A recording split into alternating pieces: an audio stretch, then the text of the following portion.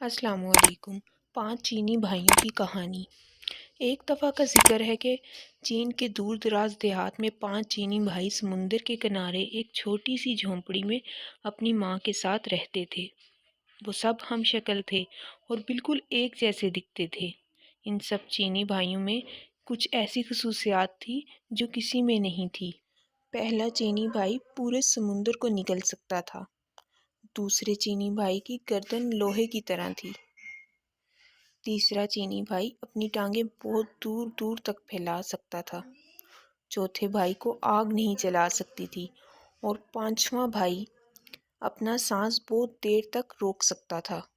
ہر صبح پہلا چینی بھائی سمندر پر مچھلیاں پکڑنے جاتا تھا اور شام تک جتنی مچھلیاں پکڑتا ان کو بازار میں جا کر بڑی اچھی قیمت پر بیچ دیتا تھا۔ ایک دن سمندر پر جا رہا تھا تو پڑوسیوں کا ایک لڑکا بھی اس کے ساتھ ہو لیا۔ اس نے بہت منع کیا لیکن لڑکا باز نہیں آیا۔ دونوں جب سمندر پر پہنچے تو پہلے چینی بھائی نے ایک ہی سانس میں تمام سمندر کا پانی نگل لیا۔ سمندر خالی ہو گیا تو اس میں موجود تمام چیزیں واضح ہو گئی۔ لاتعداد مچھلیوں کے علاوہ سمندر میں بے شمار قیمتی خزانوں سے بھرا پڑا تھا۔ لڑکا یہ سب دیکھ کر دیوانہ ہو گیا اور دوڑا خزانہ سمیٹنے کے لیے۔ پہلے چینی بھائی نے تو صرف اتنی ہی مچھلیاں پکڑی جتنی وہ روز پکڑتا تھا۔ اس کے بعد وہ چاہتا تھا کہ وہ سمندر کا پانی واپس سمندر میں ڈال دے۔ اس نے لڑکے کو آواز دی لیکن لڑکا کبھی ایک چیز اٹھاتا کبھی دوسری کی جانب لپکتا۔ اسے کچھ سنائی نہیں دے رہا تھا۔ ادھر پہلا چینی بھائی اپنے منہ میں اتنا زیادہ پانی اٹھائے اٹھائے تھک گیا تھا۔ بس بہت ہو گیا، لڑکے اب واپس آ جاؤ۔ اس نے پھر لڑکے کو آواز دی لیکن نہیں سنا۔ انتظار کر کے پہلا چینی بھائی جب بے حال ہو گیا اور اس کی برداشت سے باہر ہو گیا تو اس نے وہ پانی سمندر میں اگل دیا۔ اس کے ساتھ وہ لڑکا بھی پانی میں غرق ہو گیا۔ پہلا چینی بھائی جب اکیلا گاؤں واپس آیا تو گاؤں والوں نے اس سے لڑکے کے بارے میں پوچھا لیکن وہ کوئی جواب نہ دے سکا۔ گاؤں والے سب سمجھ گئے کہ اس نے لڑکے کو مار دیا اور انہوں نے عدلیہ میں جا کر اس کی شکایت کر دی۔ سپاہی پہلے چینی بھائی کو پکڑ کر عدالت میں لے گئے اور لڑکے کے قتل کے جرم میں اس کو سزائے موت سنا دی گئی۔ حضور والا، کیا میں آخری بار اپنی ماں سے ملنے جا سکتا ہوں؟ پہلے چینی بھائی نے جج سے پوچھا۔ ہاں، اتنی رعایت تمہیں دی جا سکتی ہے، جج نے کہا۔ پہلا چینی بھائی خوشی خوشی اپنے گھر گیا اور اپنی ماں سے ملا، لیکن وہ واپس نہیں آیا بلکہ اس کی جگہ دوسرا بھائی جیل پہنچ گیا جس کی لوہے کی گردن تھی۔ چوک پر تمام گاؤں کے لوگ اکٹھے ہو چکے تھے۔ جلاد ہاتھ میں تلوار لیے جرم کی گردن اتار دینے کے لیے تیار کھڑا تھا۔ سپاہی مجرم کو پکڑ کر لائے اور اس کی گردن شکنجے پر رکھ دی۔ جلاد آگے بڑھا اور پوری قوت سے تلوار مجرم کی گردن پر ماری، لیکن دوسرا چینی بھائی مسکراتا ہوا اٹھ کھڑا ہوا، لیکن اس کی گردن لوہے کی تھی اس لیے تلوار نے اس پر کچھ اثر نہیں کیا۔ یہ دیکھ کر گاؤں کا ہر شخص سخت برہم ہوا اور اس کو مارنے کے لیے کچھ اور طریقہ سوچا جانے لگا۔ پھر جج نے فیصلہ کیا کہ اس کو سمندر میں ڈبو کر مارا جائے۔ اگلی صبح سزا سے پہلے دوسرا چینی بھائی جج کے پاس گیا۔ جناب والا، کیا سزا سے پہلے میں آخری بار اپنی ماں سے مل سکتا ہوں؟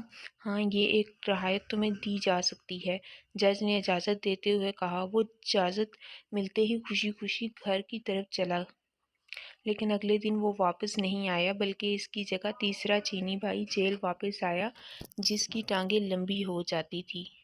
اس کی سزا کی تیاری ہونے لگی۔ سارا گاؤں سمندر کے کنارے جمع ہو چکا تھا۔ سپاہی اس کو کشتی میں بٹھا کر سمندر کے درمیان میں پہنچ گئے جہاں پانی گہرا تھا اور چینی بھائی کو اٹھا کر پانی میں پھینک دیا۔ تیسرا چینی بھائی جب سمندر میں گرا تو اس کی ٹانگیں لمبی ہونے لگی، لمبی لمبی اور بہت زیادہ لمبی ہو گئی کہ سمندر کی ایک تہہ سے جا لگیں اور وہ ڈوبنے سے بچ گیا۔ اس کا مسکراتا ہوا چہرہ دیکھ کر سپاہی تمام گاؤں والے آگ بگولا ہو گئے۔ اس بار انہوں نے فیصلہ کیا کہ مجرم کو آگ میں جلایا جائے۔ اگلی صبح وہ جج کے پاس گیا۔ حضور والا، کیا میں آخری بار اپنی ماں سے مل سکتا ہوں؟ ہاں، تمہیں اتنی رعایت دی جا سکتی ہے، جج نے نہ چاہتے ہوئے بھی اس کو اجازت دے دی۔ وہ خوشی خوشی اپنے گھر کی طرف دوڑا، لیکن ماں نے مل کر وہ واپس نہیں آیا۔ बल्कि इसकी जगह चौथा चीनी भाई वापस आया। गांव वाले चौक पर जमा हो गए और सिपाहियों ने आग का एक बहुत बड़ा अलाव दिखाया जिसके शोले आसमान को छू रहे थे। फिर चौथे चीनी भाई को इस आग में धकेल दिया गया। आह, कितना सुकून मिल रहा है, चौथा चीनी भाई मुस्कुराते हुए बोला, क्योंकि इसको आग जला नहीं सकती थी।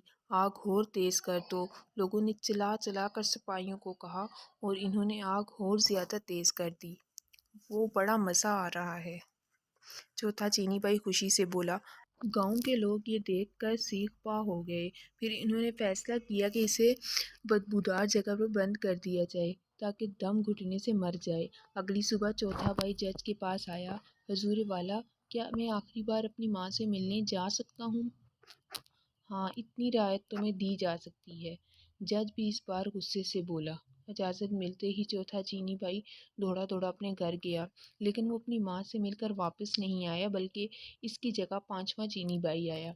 सारा गांव चौक पर इकट्ठा हो चुका था। एक बंद कोठरी में बेशुमार बदबूदार जहरीली जड़ी बूटियां इकट्ठी करके जलाई गई और पांचवें चीनी भाई को इस कोठरी में फेंक कर ताला लगा दिया गया।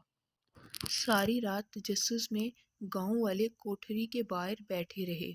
सुबह को जब सिपाहियों ने इसकी लाश निकालने के लिए दरवाज़ा खोला तो पांचवा चीनी भाई मुस्कुराता हुआ बाहर निकला, क्योंकि वो बहुत देर तक अपना सांस रोक सकता था, इसलिए बदबू से नहीं मरा। लोग ये देखकर हक्का बक्का रह गए। जज आगे बढ़ा और बोला, हमने तुम्हें हर मुमकिन तरीके से मारने की कोशिश की, लेकिन तुम हर बार बच गए। इसका मतलब है कि तुम बेगुनाह हो, लिहाजा तुम्हें इस जुर्म से बाइज्जत बरी किया जाता है। अब तुम आज़ाद हो। तमाम गांव वालों ने भी जज की इस बात से इत्तेफाक किया और इसका पीछा छोड़ दिया। वो खुशी खुशी अपने घर की तरफ दौड़ा, जहाँ इसकी माँ और चारों चीनी भाई इसका इंतज़ार कर रहे थे। इनकी बाकी ज़िंदगी हंसी खुशी गुजरी। वीडियो अच्छी लगे तो चैनल को सब्सक्राइब और लाइक लाजमी करें और साथ लगे बेल आइकन को भी क्लिक करें ताकि आने वाली हर वीडियो आप तक पहुंच सके। शुक्रिया।